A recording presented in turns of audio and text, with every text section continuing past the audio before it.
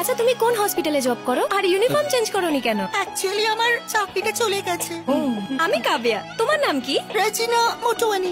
রেজিনা মোটওয়ানি, নামটা একটু বেশি বড়। রেজিনা রে, মোটওয়ানির মো, রেমো। নামটা দারুণ না? তোমায় আমি রেমো দিদি বলবো। ফ্রেন্ডও না বয়ফ্রেন্ডও না, সোজা দিদি। মনে হচ্ছে তোমার গলাটা একটু ধরে আছে, তাই ছেলেদের মতো গলা রস বেরোচ্ছে। ভগবান বাঁচিয়ে দিয়েছে, ধরা পড়িনি।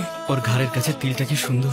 মনে হচ্ছে তোমায় এর আগে কোথাও দেখেছি, কিন্তু এখন মনে পড়ছে না। ভালো হয়েছে মনে পড়ছে। আমরা একটা সেলফি নিয়ে নি, হ্যাঁ? তাহলে মনে থাকবে যে তোমার সাথে দেখা হয়েছিল।